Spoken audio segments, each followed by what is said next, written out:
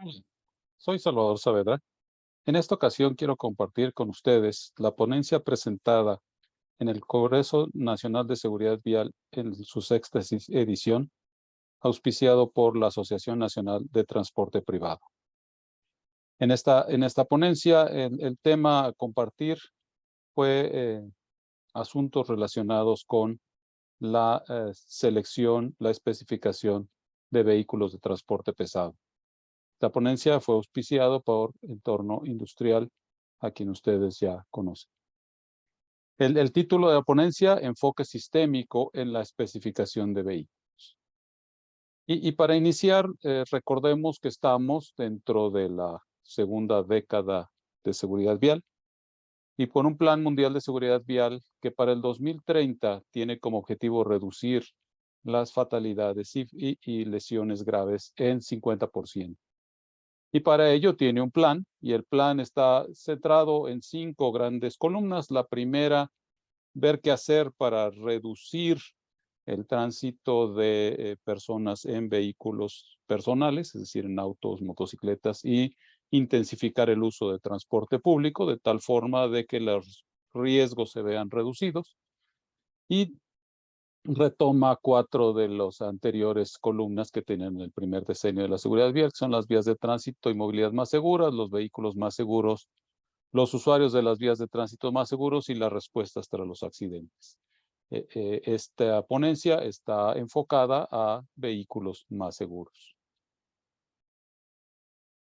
La primera parte, cuando hablamos de selección o establecimiento de definición de especificaciones de vehículos, lo primero que tenemos que ver es qué configuración vehicular es la adecuada para mi proceso. En esta imagen vemos una configuración de tractocamión doblemente articulado, doble semirremolque o full, como normalmente se le conoce, en el cual, si esta es la configuración que vamos a estar utilizando, debemos considerar 2 aspectos, llamémosle básicos. El tractocamión va a tener que entregar suficiente energía eléctrica para todos los sistemas eléctricos de 2 semirremolques y un dolly, es decir, no nada más de un semirremolque. Y hay que considerar luminarias, hay que considerar sistemas de ABS, hay que considerar sistemas antivuelcos, sistemas de autoinflado y todas las demás cosas que hoy día se le están poniendo a un semirremolque. Y por otro lado, pues hay que considerar los requerimientos de aire, ya que en lugar de solo alimentar aire a los tanques para que controlen los 2 ejes del primer semirremolque, necesitamos suministrar suficiente aire para los tanques de aire del convertidor o dolly y del segundo semirremolque, de tal forma de que tengamos un compresor de suficiente tamaño en el tractocamión. Después, la siguiente obvia, pues, es pues, qué voy a transportar, qué peso voy a tener, qué riesgo me voy a enfrentar, qué sistemas avanzados de asistencia al conductor requiero.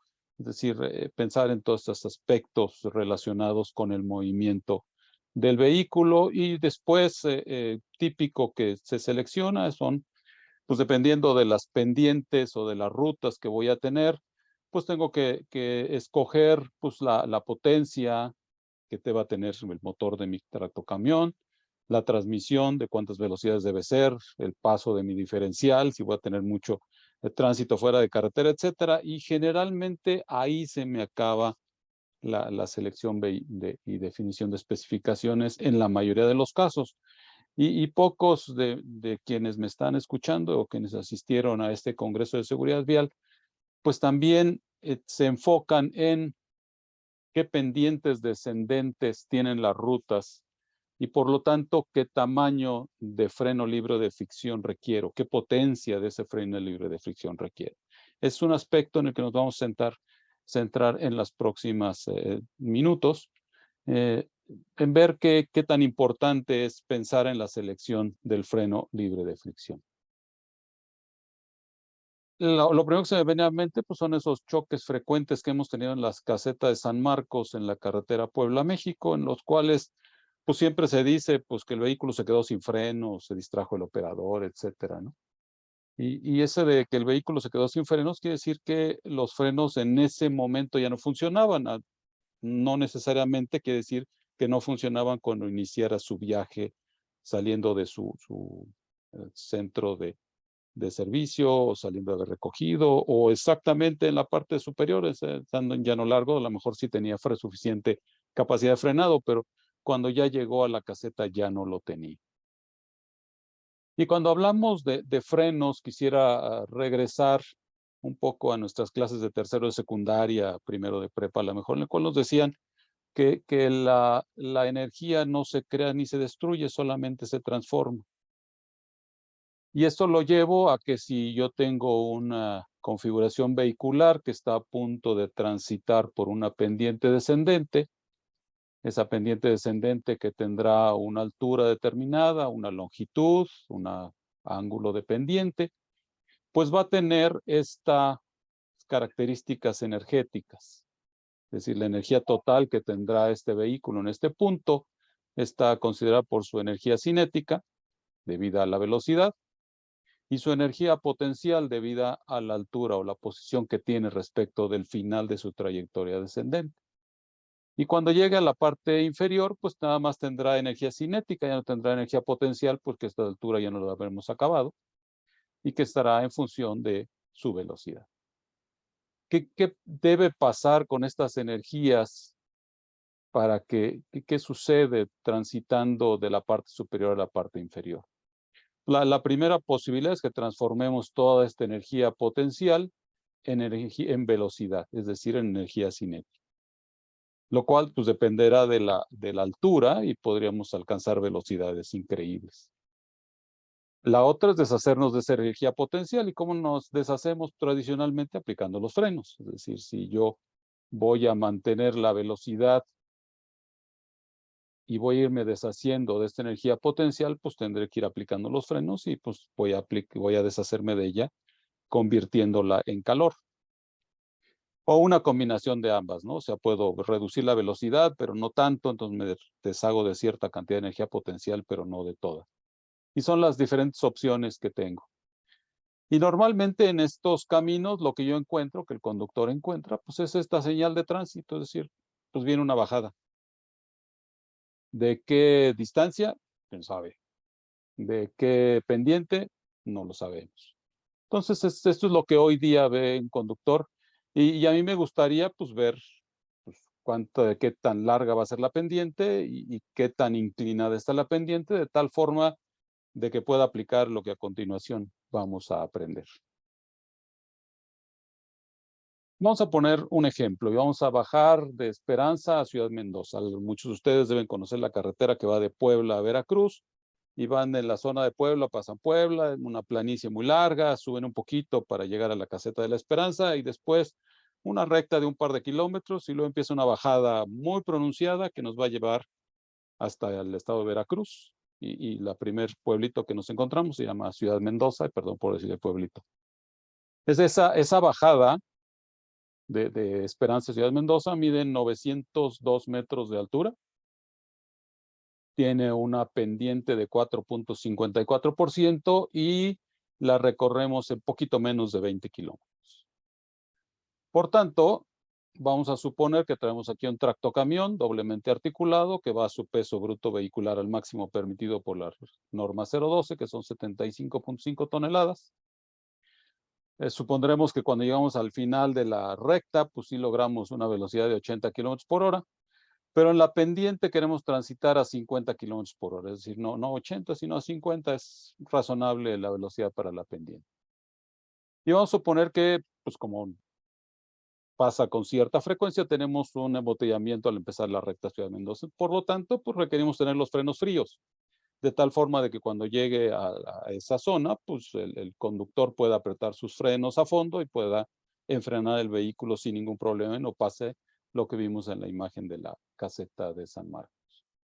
¿Cuánta energía tenemos aquí arriba? Cuando estamos aquí arriba, por la energía cinética, por la velocidad que va a llevar ahí ese vehículo a 80 kilómetros por hora, tenemos 18.600.000 y tantos mil joules. Pero, ¿qué energía potencial tenemos? Por esta altura que vamos a tener que ir hacia abajo, tenemos 668.070.000 joules. Es decir, es mucho más grande la energía potencial que tenemos que la energía cinética, para un total de 608 86 millones de joules. Cuando llegamos a la parte de abajo, y si vamos a seguir transitando a 50 kilómetros por hora, nosotros vamos a tener una energía cinética de 7.200.000 joules. Es decir, en este desplazamiento descendente tendremos que deshacernos de 679.430.000 joules. Es un montón, o lo que quiere decir que en este tiempo, viajando a 50 kilómetros, recorriendo estos 20 kilómetros, nos tardaremos 24 minutos y deshacernos de energía equivale a que hagamos 36 frenadas de pánico de 80 kilómetros a 0 kilómetros por hora en un full. Y todos los que me escuchan sabrán que cuando se hace una frenada de pánico, los frenos se calientan. Cuando es a 80 kilómetros y vamos a 75,5 toneladas de peso, se calientan un montón. Y si lo hacemos 36 veces una tras otra, seguramente alcanzaremos temperaturas muy, muy altas. Temperaturas que pueden llegar al punto en que nuestra eficiencia o de nuestro sistema de frenado pues sea inexistente. Si lo ponemos en forma técnica, es decir, si yo quisiera llegar al inicio de la pendiente descendente, aplico mis frenos de servicio, bajo la velocidad de 80 a 50 kilómetros por hora, y yo quisiera mantener la velocidad a 50 kilómetros por hora durante toda la pendiente, es decir, convirtiendo esa energía potencial en energía calorífica que me deshago a través de algún instrumento llamemos que estamos utilizando un freno libre de fricción. ¿De qué tamaño debe ser ese freno libre de fricción? ¿Qué potencia debe tener, por decirlo de alguna forma? La práctica recomendada del TMC, de la práctica 636, nos propone esta ecuación en la cual se incluyen el peso bruto vehicular con el que estamos transitando, o sea, las 75 toneladas. Aquí en esta fórmula deben estar en libras. La velocidad, que en esta fórmula está en millas por hora.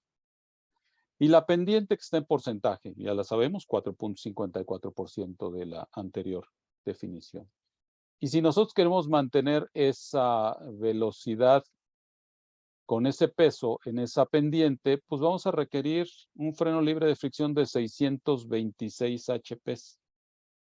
Consideren que la norma 012 dice que para transitar en full, en la configuración que vimos, una T3S2R4, pues nos recomienda un motor de 450 caballos, mínimo. Por lo tanto, pues no tenemos 626 caballos como para bajar a 50 kilómetros por hora. Y es más, un motor de 450 caballos, cuando le ponemos un freno de motor, pues vamos a andar con potencias de frenado de entre 260, 280, 275 caballos de fuerza.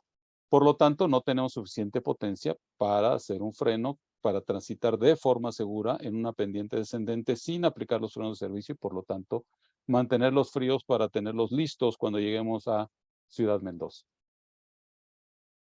¿Cuál es la potencia requerida en diferentes pendientes? Es decir, ya vimos el ejemplo de Ciudad Mendoza y ahora suponemos que tenemos el mismo full y tenemos diferentes pendientes entre 2% y 7% y de velocidades que queremos mantener durante toda la pendiente. Y aplicando la ecuación que vimos en la diapositiva anterior, vamos a obtener estas potencias de frenado requeridas.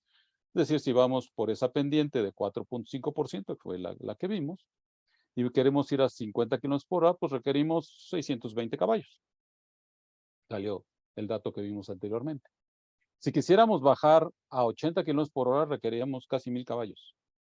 O sea, requeríamos un sistema libre de fricción de muy alta potencia que nos pudiera lograr estos 1,000 caballos, y también deberíamos tener todo un tren, llantas, diferencial, flecha, que pudieran aguantar esos 1,000 caballos. Porque pues una cosa es que los aguante el freno de libre fricción y otra cosa es que lo aguante el resto del sistema, ¿no? Entonces, dependiendo de lo que tengamos, el ingeniero que está haciendo la selección va a ver cuáles son sus pendientes críticas y va a decir, ¿sabes qué? De acuerdo con el agente de operaciones, pues lo recomendable es ir a 50 en esos pendientes, y como yo normalmente puedo llegar hasta pendientes del 5%, pues voy a necesitar 688 caballos de fuerza en mi sistema de frenos libres de fricción. Y eso es lo que tendré que poner en mi especificación. ¿Cómo son algunas pendientes que tenemos en nuestro país? Y aquí está marcada la de La Esperanza, a Ciudad Mendoza, pero tenemos algunas más críticas. Por ejemplo, tenemos esta que dice 5.74% de pendiente, y esa es la que va de la Ciudad de México a Toluca, y en específico la parte autopista que va de la Marquesa hacia Toluca, en la cual pues varios camiones acabaron estapándose contra la caseta que está saliendo de una curva y tuvieron que ponerle 2 rampas de frenado en esa parte de esa bajada, que es, por cierto, es una bajada muy corta, es una bajada de tan solo 4.25 kilómetros, que vamos a bajar 244 metros, pero que tiene una pendiente muy pronunciada y por lo tanto, con un tractocamión típico de 450 caballos, que tiene una potencia de frenado de alrededor de 275 caballos, pues yo tendría que bajar a 17 kilómetros por hora. Y en la de La Esperanza, con un camión típico, yo tendría que bajar a 22 kilómetros por hora. Si yo quiero mantener el frenado solamente con el frenado de motor y tener los frenos de servicio listos para cualquier emergencia que se presente durante la bajada o al terminar la bajada. Y aquí están, entonces, dependiendo de qué ruta vayan a transitar, el ingeniero de vehículos o el dueño de la flota, pues tendrá que decir, yo requiero tal cantidad de frenado en mi freno libre de fricción. Ahora, una vez que ya lo seleccioné, ya que dije, ok, requiero 626 HPs, yo no siempre voy a transitar con el mismo peso bruto, es probable que transite con menos, y para una empresa responsable nunca transitaré con más de 75.5 caballos, y las pendientes podrán ser diferentes dependiendo por dónde ande. Y aquí va a tener que aprender tanto quien planea la ruta como quien conduce el vehículo de estos datos para saber a qué velocidad puede transitir de forma segura. Entonces, por ejemplo, yo dije que tenía 75.5, 4,5. Por lo tanto, en esas pendientes de 4,5%, yo puedo transitar de forma segura 50 kilómetros por hora. Pero si yo ese mismo vehículo, yo lo transito con 55 toneladas y una pendiente similar, pues yo podría andar a cerca de 70 kilómetros por hora de forma segura. Esta tabla es muy recomendable que la tengan desarrollada, la conozcan. Y en estas partes que están coloreadas con un color rosa intenso, pues la recomendación es que le pongan 80. Este es el resultado que sale de la hoja de cálculo, de aplicar la ecuación que vimos, pero obviamente nunca les recomendaría que si van con 45 toneladas, una pendiente de 2%, pues circulen a 190 kilómetros por hora, sería totalmente irracional. Y por tanto, toda la información que le llegue a los conductores debería tener aquí, cuando mucho, la velocidad máxima que está permitida en el reglamento de tránsito, que son 80 kilómetros por hora. Entonces, todo esto sombreado debería estar con velocidades de 80 cuando se lo divulguen a sus conductores. Teniendo esto en consideración, entonces, ¿cuál es el proceso sistémico que proponemos para la especificación de vehículos de forma como un sistema para la flota vehicular? Primero, pues conociendo las condiciones de carga y ruta, tendremos que determinar las especificaciones del vehículo y en base a especificaciones pasárselo al área que le toca adquirir el vehículo y por lo tanto que esas especificaciones con eso compre el vehículo. Obviamente, si mi cálculo fueron 626, es probable que me regrese el señor comprador y me diga, oye, pues lo que hay disponible son 650 o 700 caballos o 655, etcétera, ¿no? Es decir, es probable que el valor que vamos a estar recibiendo sea igual o superior a lo que recibimos y por lo tanto es algo que tenemos que conocer para poder determinar la tabla que anteriormente les mostré. Una vez que tenemos el vehículo con las especificaciones, tenemos que planear la ruta con el área de operaciones de nuestra empresa. Es decir, para esas bajadas críticas tiene que quedar bien definido cuál va a ser el proceso de conducción que deberá seguir el operador. Es decir, si yo salgo de La Esperanza y puedo acelerar hasta 80 kilómetros por hora antes de empezar la bajada, debe haber una instrucción de debes frenar con tus frenos de servicio, bajar la velocidad a 50 y durante toda la pendiente descendente controlar tu velocidad con tu freno libre de fricción, no utilizar el freno de servicio, sino hasta que llegues a la parte inferior de la bajada y te enfrentes a tener que reducir la velocidad súbitamente. Ese debería ser la instrucción o la planeación de la ruta. Y para todas las pendientes descendentes que tienen complicaciones o que tienen porcentajes de pendiente mayor a cierto número, debería planearse en operaciones, no dejárselo al conductor a decisiones de su libre albedrío. En base a esto, pues capacitar a los operadores. Y los operadores tendrían que estar capacitados en su plan de ruta y un día pues tendrían que salir a conducir, no hay más. Y cuando conduzcan, la siguiente pregunta que debe tener la organización es cómo controlan que está cumpliendo el plan de ruta. Es decir, cuáles son las alertas que van a tener en caso de que el conductor no siga lo que dijimos que debe, la forma que debe conducir. Y por tanto, la recomendación es que en sus vehículos instalen los sistemas de telemetría que les van a avisar al conductor y a ustedes que no se está cumpliendo el plan de ruta. Es decir, ese plan de ruta debe estar inmerso en el sistema de telemetría. De cómo funcionó, debe haber una retroalimentación a ingeniería vehicular para que en su próxima especificación de vehículos pueda tomar en cuenta lo que aprendió el sistema de ese tipo de conducción, qué tanto se calentaron sus frenos, qué también hubo, cuántos incidentes se produjeron, cuántas se previeron en comparación con otros vehículos que tenga la flota, de tal forma que se actualicen los procesos de determinación de especificaciones de los vehículos. Y este es un círculo en el cual estaremos trabajando para cada vez tener vehículos más seguros en la especificación completa específicamente para cada flota vehicular. Y me quedo con dos dudas, y la primera es, me gustaría que en los letreros que vienen señalan que hay pendientes descendentes, como a los operadores ya les estamos poniendo en la mente qué es lo que pasa con la pendiente, la altura, la distancia, etcétera, pues que les den información, es decir, viene una pendiente de 5% en los próximos 8 kilómetros. Y entonces el conductor pues ya sabe que de acuerdo con las tablas que le han enseñado, que tiene que bajar la velocidad a una determinada en función del freno libre de fricción con que tiene equipados sus vehículos. Y la otra, pues necesitamos que los tractocamiones tengan datos.